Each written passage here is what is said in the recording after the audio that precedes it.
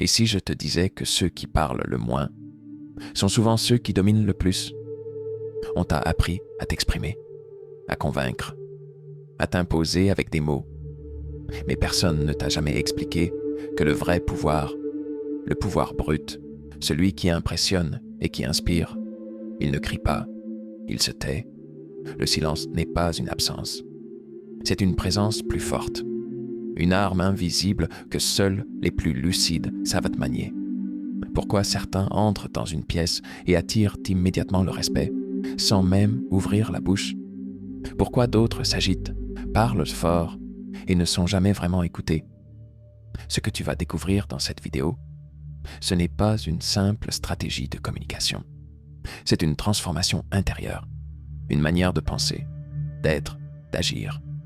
Une clé que peu possèdent, le pouvoir du silence. Mais attention, ce silence-là, il n'est pas passif. Il est calculé, chargé, stratégique. Et quand tu sauras l'utiliser, tu n'auras plus besoin de parler pour être entendu. Reste bien jusqu'au bout, parce que ce que tu vas apprendre ici peut changer la manière dont le monde te perçoit, à jamais. 1. Le silence comme stratégie. Il entre dans la pièce. Il ne parle pas. Il observe. Et pourtant, on le remarque. Pas parce qu'il a dit quelque chose de marquant, mais justement parce qu'il n'a rien dit. Le silence devient son armure, son arme, sa déclaration. Dans un monde où tout le monde parle trop, ceux qui choisissent de se taire deviennent puissants. Pas parce qu'ils sont invisibles, mais parce qu'ils sont imprévisibles. On ne peut pas anticiper quelqu'un qui ne se dévoile pas. Et c'est là que commence la domination silencieuse. Tu as déjà remarqué que ceux qui parlent le moins sont souvent ceux qu'on écoute le plus quand ils décident de s'exprimer. Ce n'est pas une coïncidence, c'est une stratégie. Chaque mot devient rare, précieux et donc impactant. Tandis que d'autres se perdent dans le bruit de leur propre discours, celui qui reste silencieux concentre toute l'attention. Le silence n'est pas l'absence de mots, c'est la présence du contrôle. Celui qui parle trop trahit ses pensées, ses émotions, ses plans. Celui qui se tait choisit ce qu'il révèle et ce qu'il garde. C'est un filtre puissant, un mécanisme de défense, mais aussi une méthode d'attaque subtile. Dans l'histoire, les figures les plus redoutables étaient rarement les plus bruyantes. Ils avançaient masqués, laissaient les autres se montrer pendant qu'ils observaient, analysaient, décidaient. Puis, au moment juste, ils agissaient. Pas besoin de prévenir, pas besoin de fanfare. Juste un mouvement décisif, sans avertissement. C'est ça, le pouvoir du silence. Il ne s'agit pas ici de fuir le dialogue. Il s'agit de dominer la parole, de ne pas gaspiller son énergie à prouver quelque chose à ceux qui n'ont même pas le niveau pour comprendre. Le silence devient alors une déclaration de force, une manière de dire « je sais », mais je n'ai pas besoin de le crier. Trop de gens pensent que parler, c'est exister. Mais en réalité, plus tu parles, plus tu t'exposes, plus tu te livres, plus tu deviens manipulable. Alors que le silence, lui, te protège. Il te rend difficile à lire. Il te donne le temps de voir venir, de comprendre les jeux, de manœuvrer dans l'ombre. Tu n'as pas besoin d'être bruyant pour être entendu. Il suffit d'être stratégique. Et le silence est peut-être l'outil le plus tranchant de ton arsenal. Pas parce qu'il fait du bruit, mais parce qu'il force les autres à l'écouter. 2. Écoute et intuition, les armes des discrets. Il y a un monde que les bavards ne voient jamais. Un monde qui ne se dévoile qu'à ceux qui savent se taire. Car pendant que certains parlent pour remplir le vide, d'autres se taisent pour mieux entendre ce que ce vide essaye de dire. L'écoute n'est pas passive. C'est une forme d'intelligence que peu de gens développent réellement. Elle demande une certaine humilité. Elle exige qu'on accepte de ne pas être au centre. Mais en retour, elle offre quelque chose d'inestimable. L'accès à la vérité cachée derrière les mots, derrière les regards, derrière les silences des autres. Quand tu ne parles pas, tu entends ce que les autres ne disent pas. Tu entends les hésitations dans leurs phrases, les tensions dans leur voix, les contradictions dans leurs affirmations. Tu vois au-delà des façades. Tu captes les micro-détails que personne ne remarque. Et c'est là que tu commences à comprendre. Pas seulement entendre, comprendre. Ceux qui maîtrisent l'art du silence développent une forme d'intuition que les autres perdent dans le bruit. Ils sentent les choses. Ils anticipent. Ils devinent.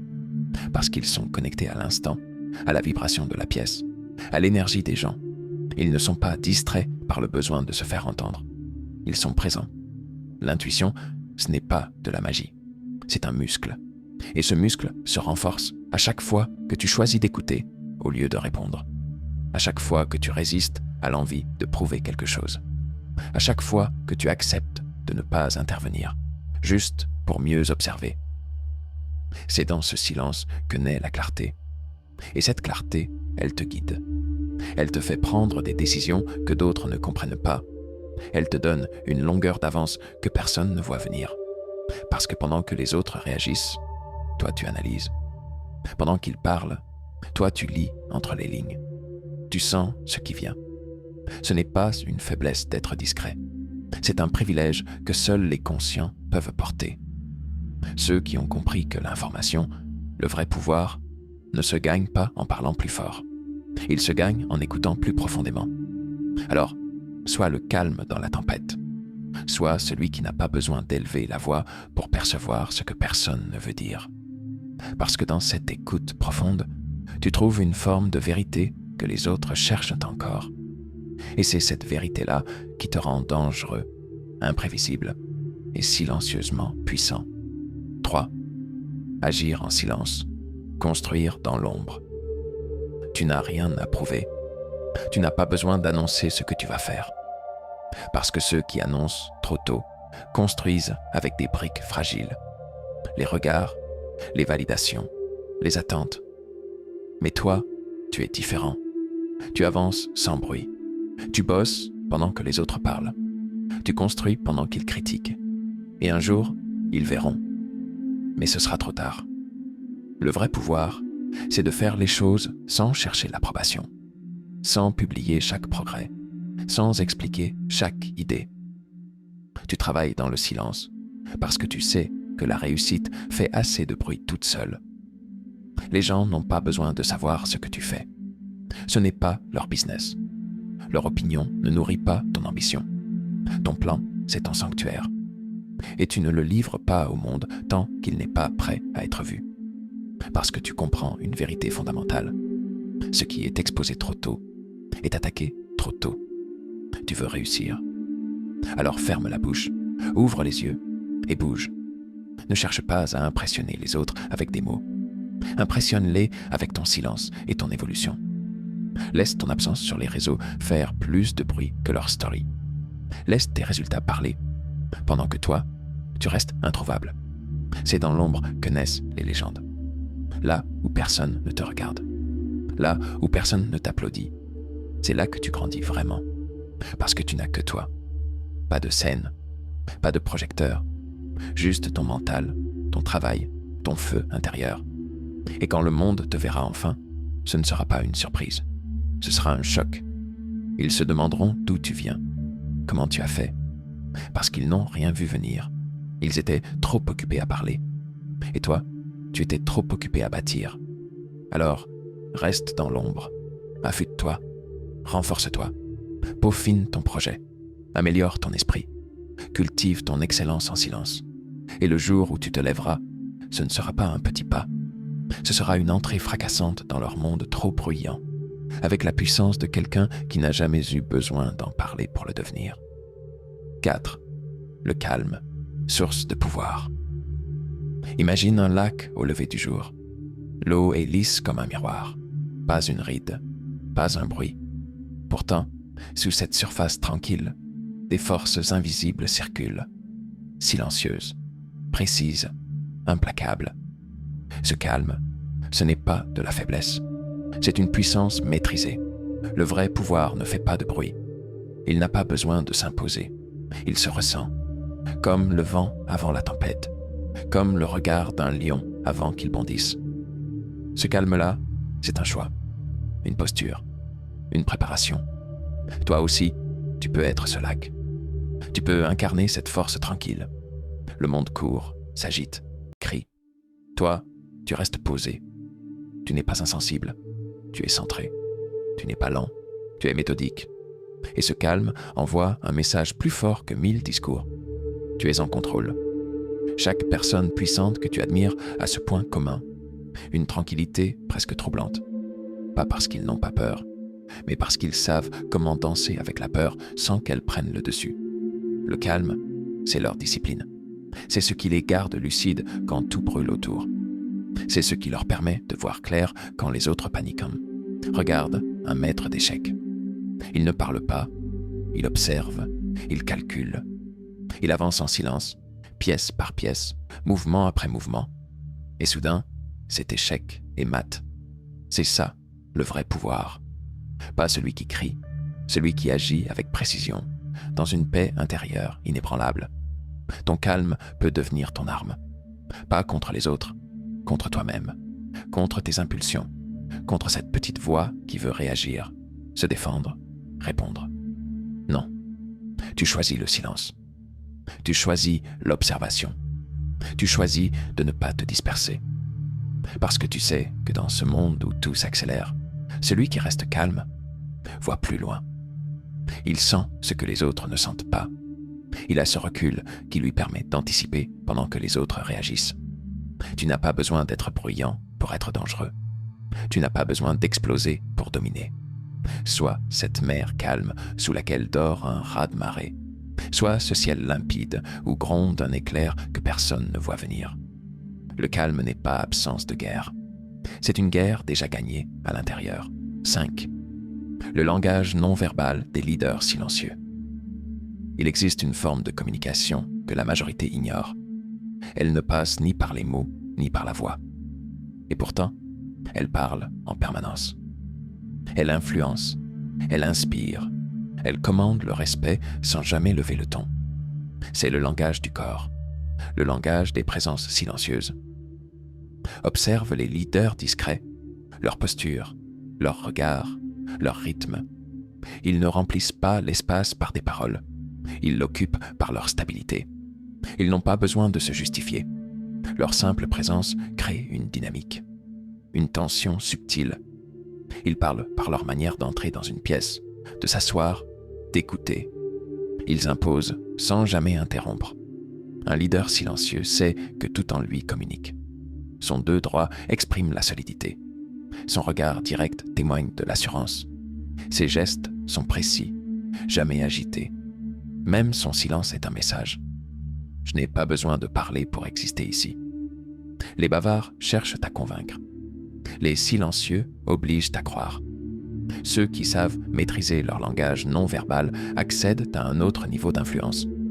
Ils peuvent créer de la tension sans agressivité. Ils peuvent rassurer sans un mot. Ils captivent parce qu'ils incarnent ce qu'ils sont, pas parce qu'ils le racontent. Et ce pouvoir n'est pas réservé à une élite. Il s'apprend, il se développe.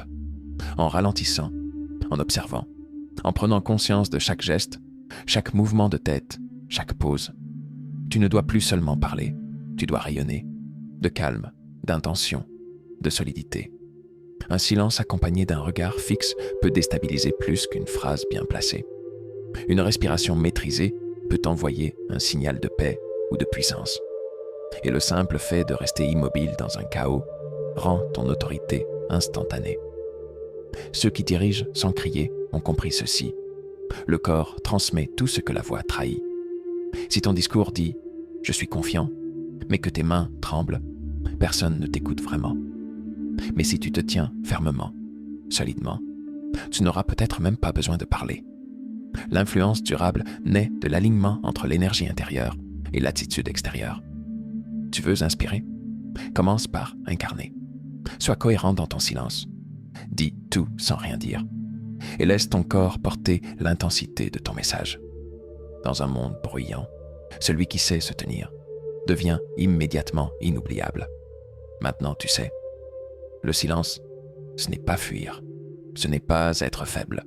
C'est choisir de parler au moment juste, de frapper sans prévenir et de bâtir sans exposition.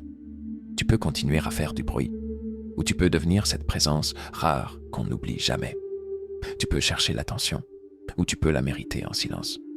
Si cette vidéo t'a parlé, si elle a réveillé quelque chose en toi, Alors partage-la, garde-la, reviens-y souvent, mais surtout, applique.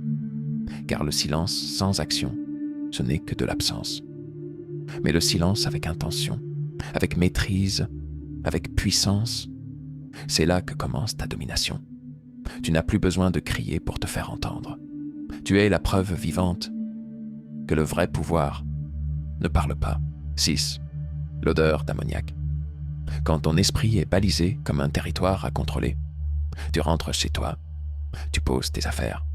Et là, sans prévenir, un picotement, une gêne dans le nez, une odeur âcre, agressive, à la limite de la brûlure. Ça pique comme un produit chimique. Ça rappelle l'urine, mais tu ne trouves aucune source. Et si cette odeur n'était pas une coïncidence? Et si c'était un marqueur spirituel? Dans le monde physique, certains animaux urinent pour marquer leur territoire. Dans le monde invisible, c'est pareil. Sauf qu'ici, ce n'est pas un animal. C'est un rituel, une intention malveillante, un acte qui cherche à prendre autorité sur toi sans que tu t'en rendes compte. Quand cette odeur surgit sans explication logique, il est possible que quelqu'un ait voulu revendiquer ton espace mental, émotionnel ou spirituel. Pas forcément pour te détruire, mais pire encore, pour te dominer, te rendre docile, contrôlable, malléable. On ne t'attaque pas toujours de front. Parfois, on entre doucement, sans bruit. On place une influence, un champ énergétique, un ordre invisible. Et ensuite, on attend. Tu remarques quoi? Tu hésites plus souvent. Tu fais des choix contre ton intuition. Tu acceptes des situations qui te dérangent profondément. Tu ressens une pression constante, un brouillard intérieur, comme si une force étrangère avait la main sur tes décisions. Tu crois que tu penses par toi-même, mais quelque chose t'influence sans que tu puisses le localiser. C'est invisible, mais actif. Ce genre de rituel utilise parfois ton nom, des objets à toi, une photo, même un simple mot prononcé avec insistance.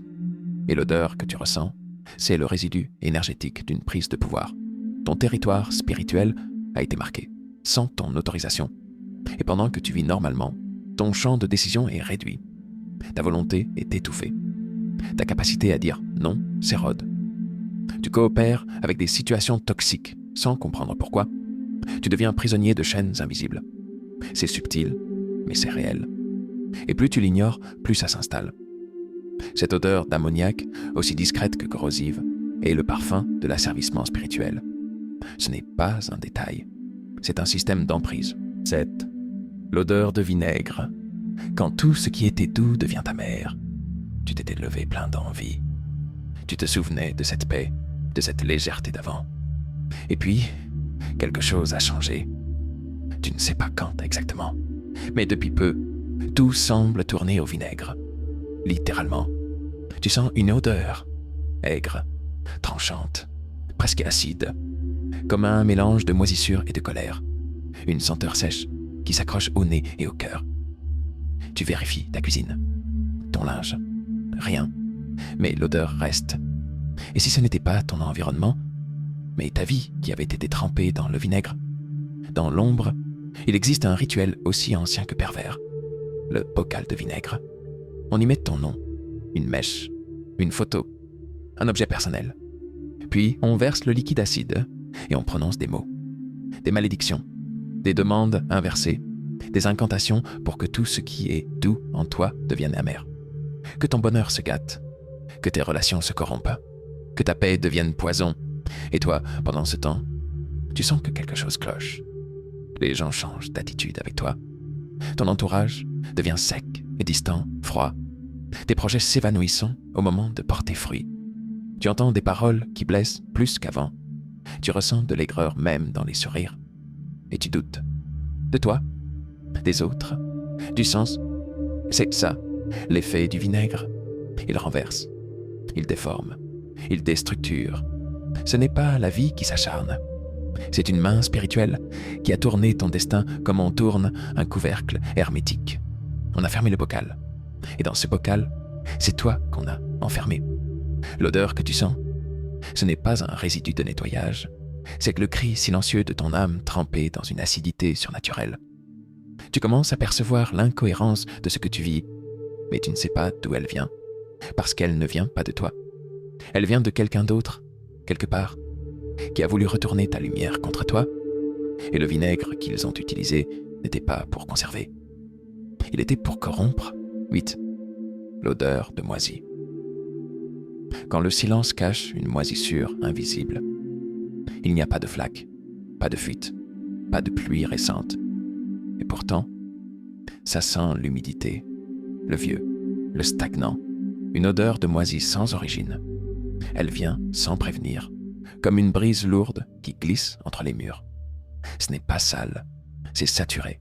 L'air est épais, et dans cette épaisseur, quelque chose vit. Ce que tu sens n'est pas qu'une odeur. C'est une présence installée, une énergie qui ne te veut pas du bien, mais qui ne crie pas non plus. Elle se dépose, elle s'infiltre, elle se multiplie lentement, comme une tache qui s'élargit dans l'ombre. Dans le monde invisible, l'odeur de moisi est le reflet d'un déséquilibre spirituel. Quelqu'un a planté quelque chose dans ton atmosphère, et ce quelque chose fermente. Un objet, une parole, un regard. Ce n'était peut-être rien au départ, mais depuis, tout s'alourdit. Tu ressens une fatigue étrange, une paresse spirituelle. Tu veux prier, mais ta langue est lourde. Tu veux avancer, mais l'air autour de toi est devenu épais comme un brouillard gris. Le moisi n'attaque jamais d'un coup. Il s'installe, il gagne du terrain. Il t'habitue à vivre dans le minimum spirituel. Il te fait croire que cette pesanteur est normale, mais elle ne l'est pas. Cette odeur, c'est la preuve que quelque chose a été négligé dans ton environnement invisible. Un coin de ton esprit, un souvenir, une blessure non guérie. C'est par là que la pourriture a commencé. Et pendant que tu vis normalement, elle grandit. Elle se nourrit de ce que tu ne vois pas. Elle se glisse dans tes relations, dans ta concentration, dans ton énergie. Et elle transforme ton espace en zone morte spirituellement. Ce n'est pas qu'un coin humide. C'est un nid d'influence. Et si tu ne l'arrêtes pas, elle ne fera pas que t'étouffer. Elle va t'effacer doucement, sans que tu t'en rendes compte. L'odeur n'est pas venue pour te déranger. Elle est venue pour t'avertir. 9. L'odeur de parfum. Quand quelqu'un veut t'attacher sans ton accord. Tu étais seul, personne autour, aucune fenêtre ouverte. Et pourtant, une fragrance douce a rempli la pièce. Un parfum chaud, presque envoûtant, un effluve qui n'appartient à personne, mais qui s'adresse à toi. Tu l'as senti, n'est-ce pas? Juste un instant. Une note florale, sucrée, musquée, parfois même familière. Mais ce n'est pas ton parfum, ni celui de quelqu'un que tu connais. C'est là que le piège commence. Ce n'est pas un parfum, c'est une empreinte spirituelle. Quelqu'un, quelque part, a tenté de te lier, par l'odeur, par le souvenir, par le désir. Pas avec des mots, mais avec un rituel. Un lien sentimental, émotionnel, spirituel créé de force. Il y a une magie qui ne cherche pas à détruire directement. Elle cherche à attirer, à t'obséder, à t'adoucir, à t'enchaîner avec l'illusion de l'amour. On appelle ça le lien d'attachement invisible. Et il est souvent lancé dans le silence, au cœur de la nuit, entre bougies, prières inversées et objets personnels volés ou reproduits. Et toi, depuis, tu penses à quelqu'un sans raison. Tu rêves de cette personne. Tu ressens une nostalgie étrange, comme si ton cœur s'était accroché à une présence qui ne te veut pas toujours du bien. C'est doux, mais c'est piégé. C'est attirant, mais c'est enchaînant. Et pendant que tu cherches à comprendre ton propre cœur, quelqu'un l'a déjà tordu à distance. Ce parfum ne veut pas que tu te poses des questions. Il veut que tu ressentes, que tu suives ce que tu crois être de l'amour, alors que ce n'est qu'un sort de fixation émotionnelle. Tu te crois amoureux, tu crois que c'est une connexion divine, mais si ce parfum n'est pas venu naturellement, c'est peut-être un fil invisible tiré depuis un autel inconnu. Et dans ce fil, il n'y a pas de tendresse. Il y a du contrôle, de la possession, de la confusion. Quelqu'un a décidé que tu devais penser à lui, le désirer, le chercher. Mais pas avec ton âme, avec leur sort. L'odeur est douce, mais son intention est violente. 10. Ces odeurs ne sont pas que des odeurs, ce sont des langages. Et si, depuis le début, ce n'était pas ton nez, mais ton esprit qui sentait quelque chose. Depuis l'enfance, tu as appris à écouter les sons, à regarder les gestes, à comprendre les paroles. Mais jamais on ne t'a dit que l'odeur aussi pouvait parler, qu'elle pouvait témoigner de ce que ton âme ressent avant même que ton esprit ne comprenne. Le soufre t'a averti d'une présence de malédiction. La pourriture t'a murmuré la proximité de la mort spirituelle. Le brûlé t'a trahi un feu dirigé contre ton image. La bougie éteinte t'a parlé d'un rituel où ton nom a été soufflé. Les fesses t'ont giflé d'un sort de déchéance. L'ammoniaque a marqué un territoire pris de force. Le vinaigre a inversé la douceur de ta destinée. Le moisi a tapissé ton atmosphère d'une paresse invisible. Le parfum t'a séduit avec des chaînes parfumées. Et tout ça, sans un mot. Parce que dans le monde spirituel, le silence est bruyant. Et les odeurs sont des cris que seul le discernement peut entendre. Tu n'as pas rêvé. Tu n'es pas fou. Tu n'es pas seul. Ton âme a simplement entendu l'invisible. Et maintenant que tu sais, il n'y a plus de place pour l'ignorance. Ces odeurs n'étaient pas là pour te déranger. Elles étaient là pour te réveiller, pas pour t'effrayer, mais pour t'armer, pas pour te piéger, mais pour te réveiller à ton pouvoir. Parce que si le diable sait utiliser l'air pour annoncer ses attaques, alors Dieu sait aussi t'équiper à travers tes sens. Tu n'as pas besoin d'attendre que tout s'effondre. Tu n'as pas besoin de comprendre tous les mécanismes pour agir. Tu n'as pas besoin d'être un prophète pour ressentir que quelque chose ne va pas. Tu as juste besoin d'ouvrir les yeux. Mais surtout, de croire à ce que ton nez a toujours su. Maintenant, tu sais.